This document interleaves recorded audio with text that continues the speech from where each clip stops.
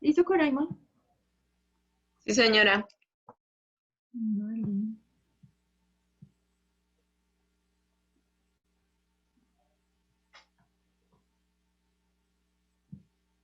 Les decía que es muy importante conocer en este momento la obtención de energía que se da a partir de la glucólisis, ¿cierto? Una forma de obtener energía es a partir de las moléculas de ATP que se generan y otra forma es a partir de coenzimas, ¿cierto? Hay diferentes coenzimas, pueden ser NAD, puede ser FAT, puede ser NADP, ¿cierto? Entonces, en este caso en la glucólisis obtenemos coenzimas NADH. Cuando están NAD más son reducidas, cuando están NAD, perdón, cuando están NAD más son oxidadas, cuando están NADH son reducidas. ¿Me están escuchando bien? Sí, Sí, profe. Sí, profe. señora. Ok. Profesora. Se escucha mejor. Vayan revisando por ahí oxidorreducción por si no lo ven en química. ¿Listo? Revisen ese proceso químico de oxidorreducción. Tiene que ver con ganancia y pérdida de electrones. Entonces, Profe, las oxidadas, o sea, el nada H que diga, el nada H más en forma que diga reducida es, es la que gana electrones, ¿verdad? ujú, sí, La que queda perfecto. cargada de energía en forma de electrones. Ah, listo. Exacto. Cuando tenemos NAD más, es oxidado, perdió electrones. Y cuando tenemos NADH es reducido, ganó electrones. ¿Listo? En este proceso obtenemos NADH, quiere decir que NAD se redujo, ganó electrones. ¿Por qué ganó? Porque se lo robó a la molécula de, en este caso el gliceraldehído, le quitó esos hidrogeniones, se los quitó, ganó electrones. Esa es energía que se gana para las diferentes actividades celulares. Ya eso lo vamos a ver, digamos que de manera más completa en respiración celular. Pero por el momento es importante que tengamos en cuenta que cuando hablamos que a partir de la glucólisis tenemos energía, es de esa forma, es moléculas tanto de ATP como moléculas de la coenzima NAD, en este caso NADH, reducidas. ¿Listo? Eso es importante saberlo de la glucólisis. No sé si hay alguna pregunta de glucólisis. Ah, y algo muy importante que se me escapaba, perdón, la obtención de la molécula de piruvato, porque el piruvato finalmente es el que se va a convertir en acetilcoenzima A y va a pasar a ciclo de Krebs y hacer todo el resto de procesos de la respiración celular para la obtención de energía. Eso es cuando la célula requiere energía. Si no requiere energía, piruvato pasa a acetilcoenzima A, acetilcoenzima A se convierte en ácidos grasos, finalmente se convierte en triglicéridos y en un almacén de grasa. Profe, no se le ¿Alguna escuchó pregunta? bien. No se escuchó, profe. Ok, gracias, Dani. Les decía que el piruvato es lo que se obtiene de la glucólisis, ¿cierto? ¿Me están escuchando? Sí, profe. Sí, Sí, Bueno, profe. ese piruvato se convierte en acetilcoenzima A. Si la célula necesita energía, entonces la coenzima A va a ir a y toda la respiración se va a Profe, se tener le energía. cortó. Decía, como por quinta vez. El piruvato es la molécula que obtenemos a partir de la glucólisis, ¿cierto? Ese piruvato se va a convertir en acetilcoenzima A. Si la célula requiere energía, esa acetilcoenzima A va a ir a continuar los procesos de respiración celular para obtener ATP, ¿cierto? Pero si la célula no requiere energía, ¿qué va a pasar? Ese piruvato se convierte en acetilcoenzima A y el acetilcoenzima A se almacena o se transforma en ácidos grasos y finalmente se transforma o se guarda como triglicéridos. Y por eso es que aumentamos los almacenes de grasa. ¿Claro? Listo, profe. claro. Sí, Profe, profe. este proceso de la glucólisis en cuanto a respiración celular es un proceso anaeróbico. La glucólisis es anaeróbica, se da en el citoplasma. Y ya cuando el piruvato, digamos que la conversión piruvato acetilcoenzima A partir de esa reacción de conversión, ya se da en la mitocondria.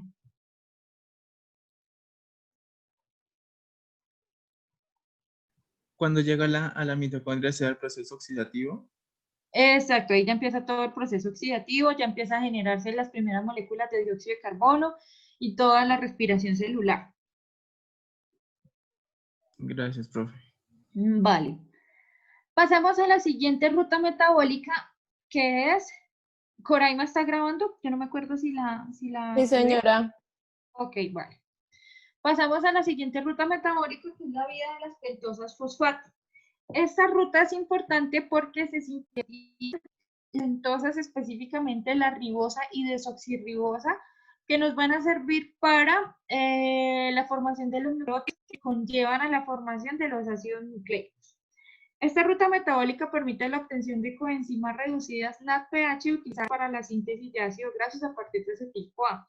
Yo les decía en la glucólisis que se generan NADH, ¿cierto? Esas son unas coenzimas. Estas que están acá son otras coenzimas y se llaman NADPH. Son muy parecidas, pero diferentes. Estas, si ustedes ven en la imagen, unas flechitas como amarillas, naranjas, van hacia arriba, ¿cierto? Quiere decir que ellas toman energía, toman esos hidrógenos, esos electrones de la molécula y los guardan. Ellas se llevan la energía de la molécula. ¿Para qué se la llevan? Porque ellas actúan específicamente en la síntesis de ácidos grasos a partir de acetilcoenzima A. Allí actúan estas coenzimas, así como NADH actúa en las últimas fases de la respiración celular. Cada coenzima actúa en procesos específicos. Esas son las cosas muy importantes del sistema metabólico. Profe, qué pena, no se la está entendiendo. ¿Sí? El NADPH, al salir de la ruta de las vías de pentosa fosfato, ¿es que produce glutatión Ajá. o es durante la Digamos vía? que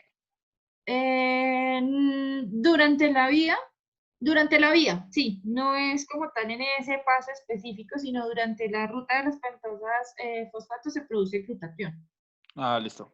Gracias Gracias. gracias a que las coenzimas se oxidan, ellas se reducen, entonces oxidan el sustrato. Gracias, profe. Vale.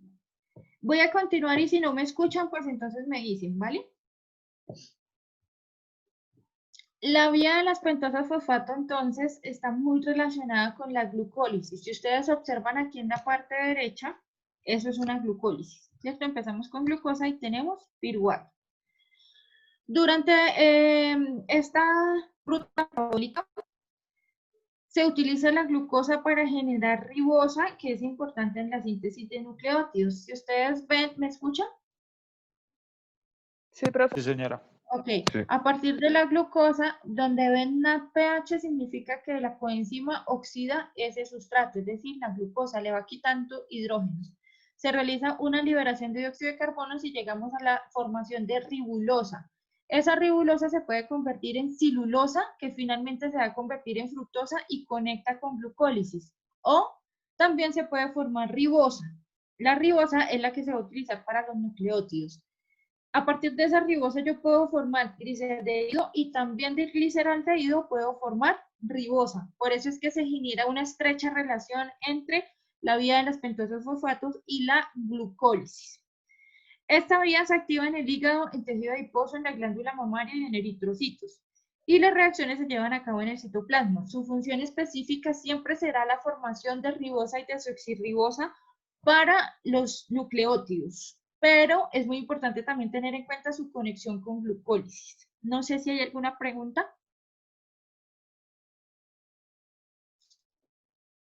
No, profe. Ok, gracias. Pasamos a la síntesis del ácido glucurónico. Esta ruta metabólica casi nunca se menciona y es súper importante. El ácido glucurónico es un compuesto que se utiliza para conjugar algunas sustancias que son tóxicas para el cuerpo, como la bilirrubina. ¿Qué será la bilirrubina? Cuando se metaboliza la hemoglobina, ¿no? El resultado. Perfecto. Cuando se metaboliza la hemoglobina, que es la proteína que está en los glóbulos rojos y permite el transporte de oxígeno en sangre, ella se metaboliza y genera una sustancia de desecho que es la bilirrubina. Como es desecho, tiene que salir de nuestro cuerpo, ¿cierto? Algunas hormonas, algunos fármacos, todo eso, cuando se metaboliza, nos deja ciertas sustancias de desecho. Y esas sustancias se tienen que salir, pero muchas veces no se salen de nuestro organismo y necesita como que alguien las lleve. Y ese alguien es el ácido glucurónico. Se forma a partir de la glucosa y se produce en el hígado. Acá es donde le decía a Julián hace rato que en la síntesis del ácido glucurónico se hace lo mismo que se hace en glucogenogénesis, es decir, la glucosa 6-fosfato pasa a ser glucosa 1-fosfato, reacciona con el UTP y forma UDP-glucosa, y la enzima que cataliza todo eso es la pirofosforilasa, tal cual como sucede en glucogenogénesis. La UDP-glucosa es el precursor también del ácido glucurónico, y el ácido glucurónico a su vez es el precursor del ácido ascórbico. ¿Qué quiere decir esto? Que cuando a partir de glucosa yo genero ácido glucurónico y no necesito eliminar nada de mi organismo, ese ácido es muy importante porque también me sirve para la formación del ácido ascórbico, que es la misma vitamina C. La UDP-glucosa experimenta su oxidación a ácido glucurónico por acción de la enzima UDP-glucosa deshidrogenasa.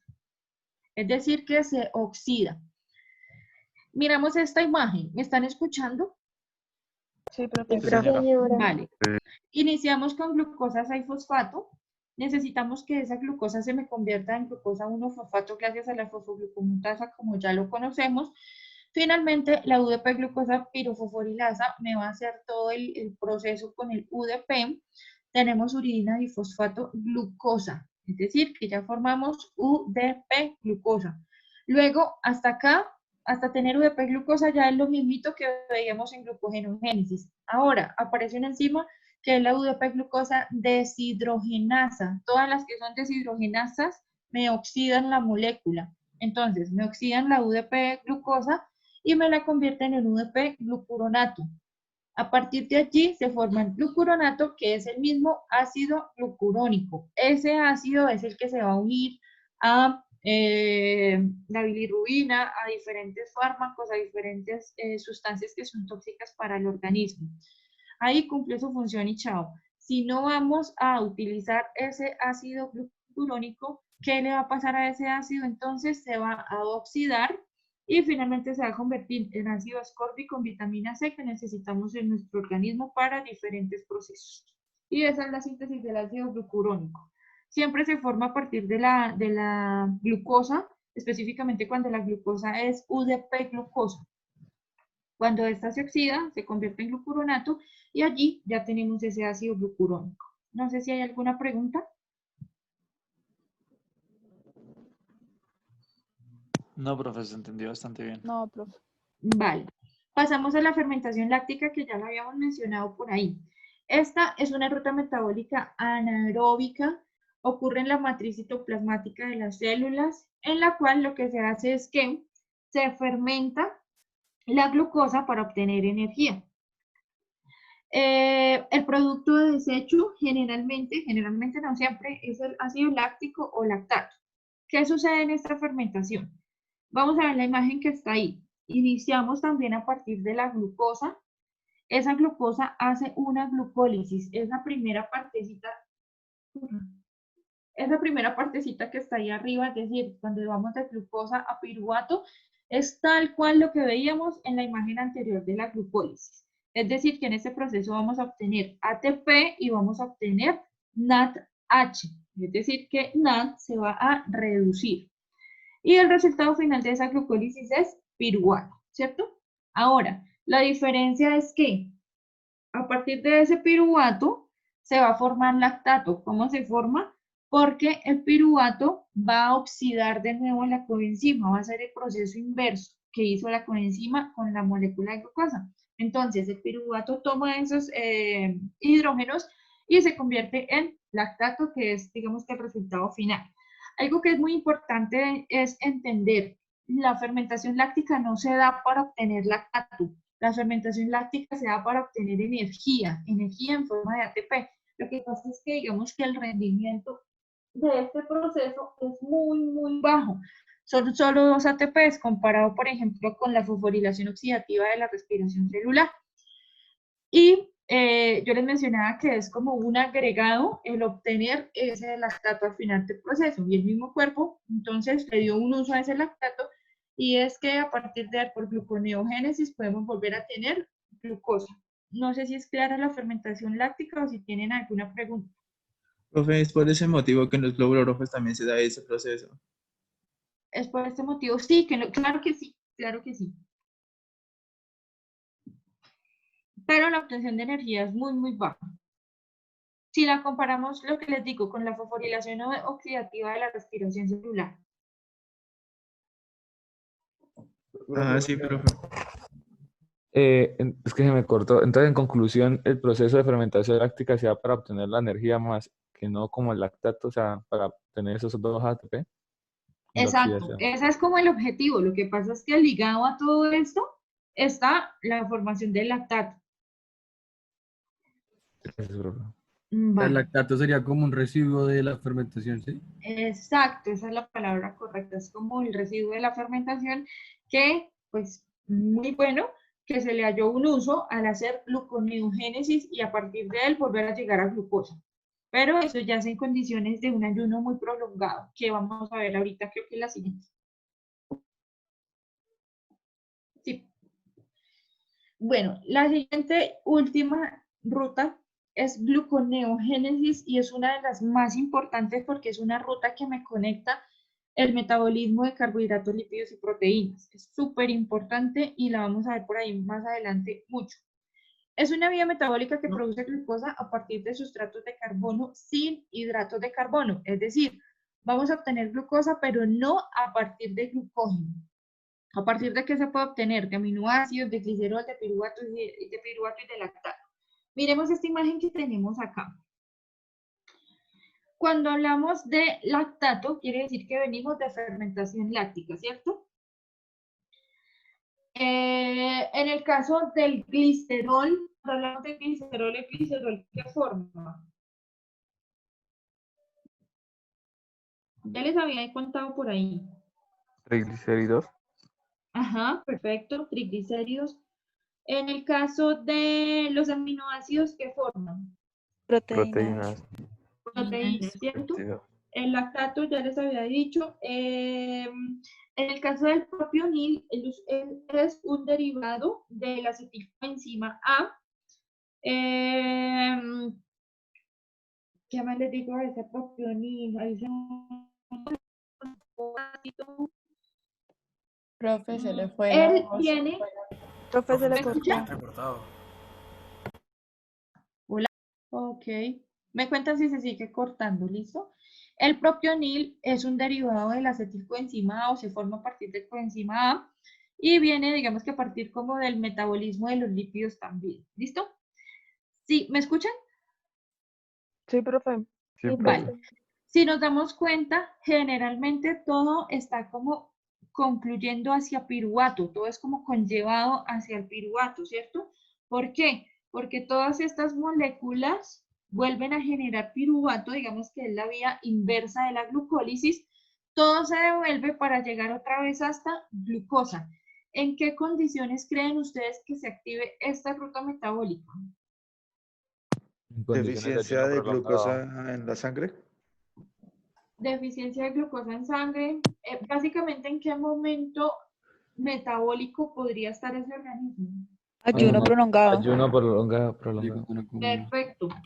Ahí es cuando se dice que el cuerpo empieza como a echar mano de, no solo de carbohidratos, que es la primera fuente de energía, sino a partir de lípidos y a partir de proteínas, ¿cierto? Esto es lo que lleva a una baja de peso no normal, digamos que no es por bajar de peso, por vernos más bonitos, sino ya es, digamos que las primeras fases de una desnutrición, cuando ya se, digamos que echamos mano de proteínas específicamente, porque ya empezamos a, digamos que a desgastar un poco todo lo que tiene que ver con masa muscular.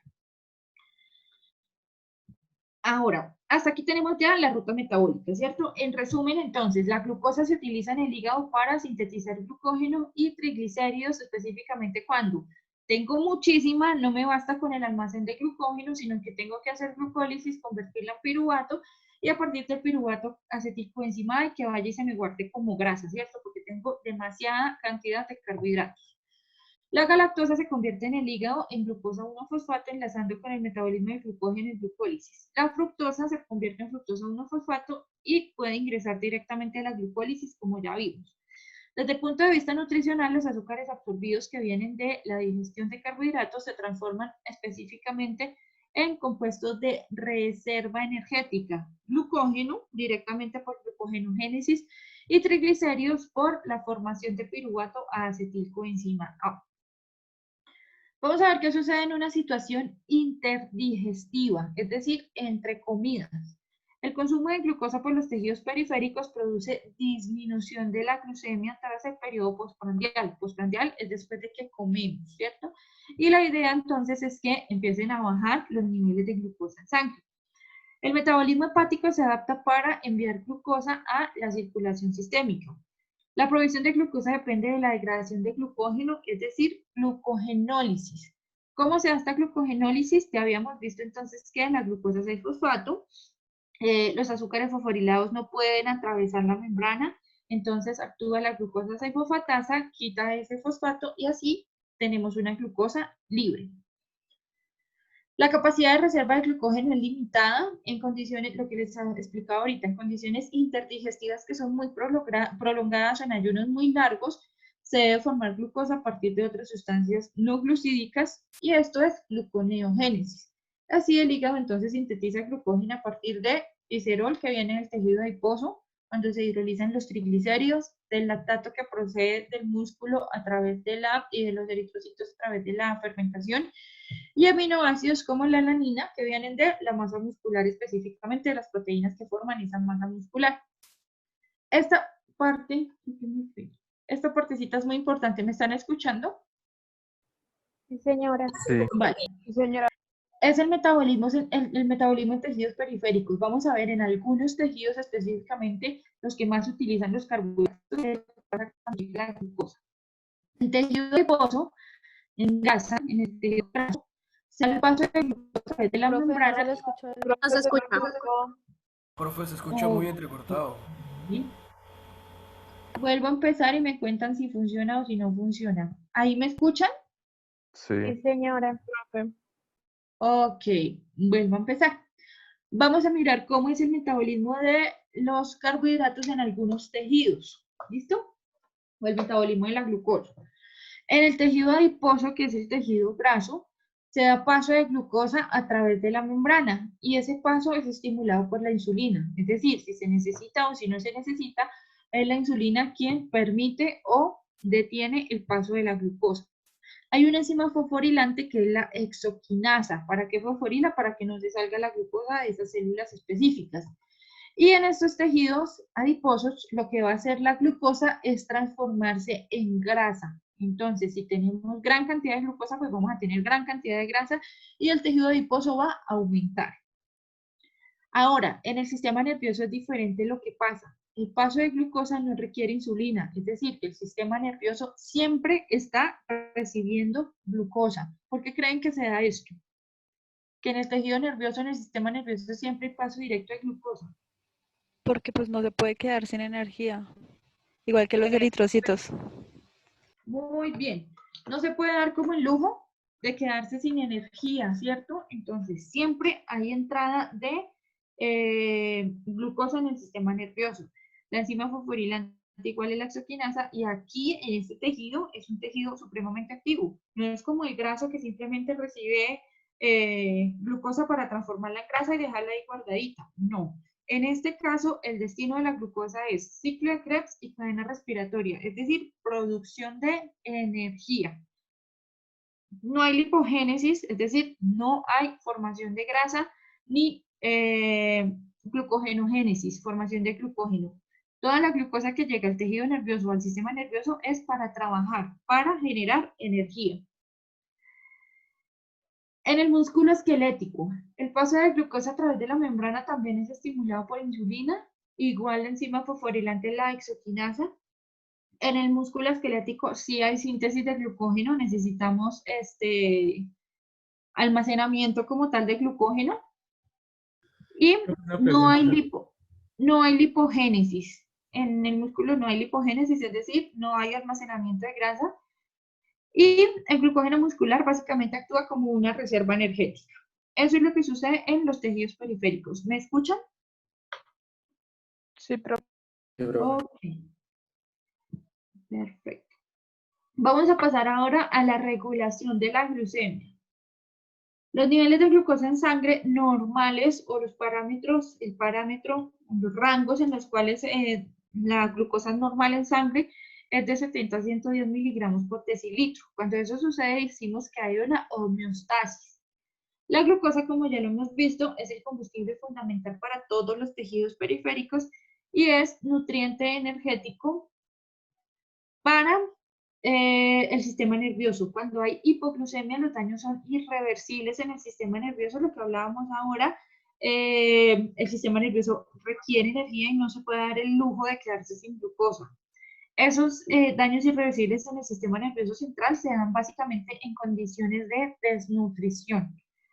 Y cuando hay hiperglucemia, es perjudicial a largo plazo todo lo que tiene que ver con la diabetes, los distintos tipos de diabetes y demás. La regulación de la glucemia se lleva a cabo mediante acciones contrapuestas de diferentes hormonas. Y esto se presenta en situación postprandial y en situación interdigestiva. Vamos a empezar con una situación postprandial, que es después de una comida, es decir, cuando ustedes almuerzan, ¿cierto? ¿Qué pasa cuando estamos en una situación postprandial? Elevación de la glucemia en condiciones alimentarias no normales, es decir, después de un almuerzo. ¿Esto qué hace? Se debe obligar a la disminución de glucemia en sangre porque tenemos mucha, ¿cierto? Allí se activa una hormona que es la insulina. La insulina se sintetiza en el páncreas, en las células beta de los páncreas, perdón, y ella se segrega en respuesta al aumento de glucosa. Entonces, cuando almorzamos, por ejemplo, se elevó la glucemia, inmediatamente aparece la insulina. ¿Qué hace la insulina? Es la que permite que se dé la síntesis hepática de glucógeno, es decir, ¿qué ruta metabólica? Glucógeno. Glucogenólisis. Glucogenogénesis. Síntesis hepática de grasa. Nos vamos a formar triglicéridos. Captación y metabolización en músculo y tejido adhesivo. Es esto que total Espérenme. ¿Me escuchan? Sí, Sí. señora. Sí, señora. De nuevo, entonces, la insulina se segrega o aparece en escena cuando se elevan los niveles de glucemia en sangre. Obligar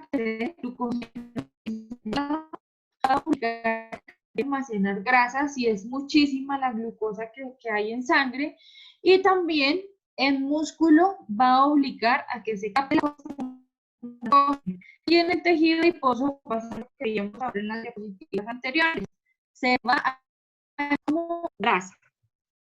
Y eso básicamente es lo que sucede en una situación postprandial. ¿Ahí me escucharon? No, profe, no muy No, bien. profe. No. Se escucha muy Literalmente entrecortado. se escuchó entrecortado y Profe, cuando ya le da acabaste, pena a uno sí. decirle que se le está cortando.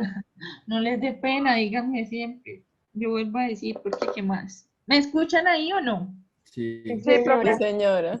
Ok, les vuelvo a decir la cuestión de la insulina. La insulina se segrega cuando tenemos niveles elevados de glucosa en sangre. ¿Qué hace entonces la insulina? Obliga a sintetizar glucógeno a que almacene grasa, al igual que el músculo a que- Profe. Se está No, cortando. profe, no. Ok, espéreme y corto, porque igual el tiempo ya